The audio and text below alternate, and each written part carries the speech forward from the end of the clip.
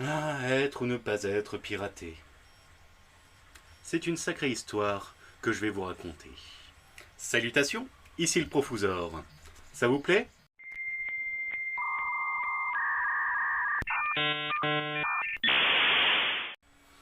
Voilà, nous sommes le week-end du 4 juillet. Fête nationale aux États-Unis. Et ça tombe bien, c'est d'une société de là-bas que l'on va parler. Tout a commencé par un petit article que j'ai vu. Paralysé par une cyberattaque, une chaîne suédoise de supermarchés ferme 800 magasins. Je me suis posé la question, qu'est-ce qui s'est passé? Encore un coup d'un ransomware? Alors, qu'est-ce qui s'est passé? Aux États-Unis, ce que l'on sait de la cyberattaque qui a visé la société Kaseya et menace un millier d'entreprises dans le monde. Le long week-end des festivités du 4 juillet aurait pu mieux commencer aux États-Unis. À la veille de la fête nationale, la société Kaseya, qui édite des logiciels de gestion d'un réseau d'informatique pour les entreprises, a annoncé être victime d'une cyberattaque sophistiquée. Kaseya a demandé à quelques 40 000 clients de déconnecter immédiatement son logiciel VSA. Ouais, ils sont attaqués, mais c'est les autres qui prennent. Mais une quarantaine de ses clients ont tout de même été affectés, comme elle a précisé dans un communiqué, d'ailleurs qu'on ne voit absolument pas sur le site principal, il faut chercher dans les méandres. Et ces sociétés-là, elles sont un peu victimes d'extorsion, d'un ransomware, alors que elles ont payé une société pour superviser leur infrastructure informatique. C'est probablement la plus grande attaque par rançongiciel que nous avons vue. En tout cas, la plus grande depuis WannaCry. A commenté Alan, spécialiste des attaques par rançongiciel de la société de cybersécurité américaine Recorded Future, cité par le Washington Post. Lancée en 2017, la cyberattaque WannaCry avait fait plus de 200 000 victimes. Et donc certains Français, Renault, ça vous dit quelque chose? D'ailleurs, chose amusante, WannaCry a été arrêté d'une façon mais magnifique. Voilà donc ce que l'on sait de la nouvelle cyberattaque, dont on n'a pas encore idée de l'ampleur des dégâts. Le mode opératoire est connu.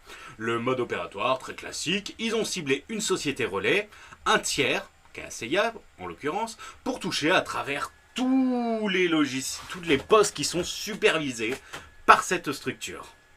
Selon Kevin Beaumont, expert en cybersécurité interrogé par le New York Times, les entreprises victimes de l'attaque ont reçu, au lieu de la mise à jour du logiciel VAS de Kaseya, un rançongiciel, un logiciel malveillant pouvant être déclenché à distance et capable de paralyser tout le système informatique en chiffrant les données. Les pirates auraient profité d'une faille de sécurité pour mener à bien leur opération. Des chercheurs néerlandais ont déclaré samedi avoir signalé en amont de l'attaque de graves vulnérabilités à Kaseya. Ils étaient au courant de leur vulnérabilité, mais trop tard.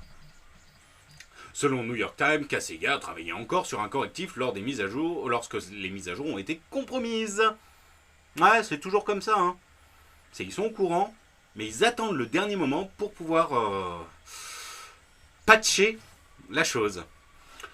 En 2020, une cyberattaque par rançongiciel avait déjà touché de manière similaire l'éditeur de logiciels de gestion informatique SolarWinds. Par ricochet, plusieurs organisations gouvernementales et entreprises américaines avaient été affectées. Toutefois, cette dernière, imputée par Washington aux services secrets russes, s'inscrivant davantage dans une logique d'espionnage, alors que là on est vraiment dans la volonté de demander une rançon. Après avoir bloqué l'accès aux données, les cybercriminels font pression sur leurs cibles. Si elles souhaitent récupérer l'accès ou ne souhaitent pas voir certaines de leurs données fuitées, faut payer. Selon le Washington Post, des sociétés victimes de telles attaques se sont vues réclamer des sommes jusqu'à 5 millions de dollars. J'avais fait une petite vidéo justement sur les ransomware. Et on en vient justement à l'article originel qui m'a interpellé. Déjà des magasins paralysés. L'attaque a été diligentée à la veille d'un long week-end de fête nationale. Le meilleur moment pour prendre au dépourvu les équipes des sociétés visées et permettre aux rançongiciels de multiplier les dégâts, parce que moins il y a de personnes qui supervisent, plus ils ont de temps pour attaquer. Je ne serais pas surpris qu'il s'agisse de milliers d'entreprises touchées, avance Fabien Wazard, directeur technique d'Emisisoft, une société qui propose des logiciels de sécurité contre les attaques de rançongiciel.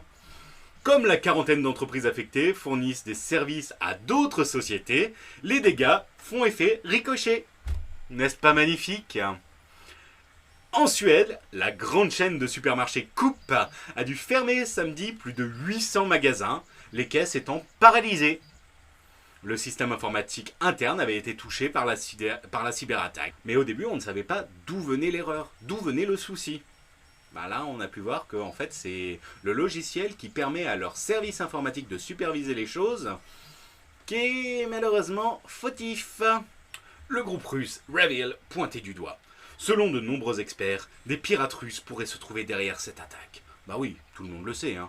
Une cyberattaque, la Russie. Voilà, on a notre bouc émissaire.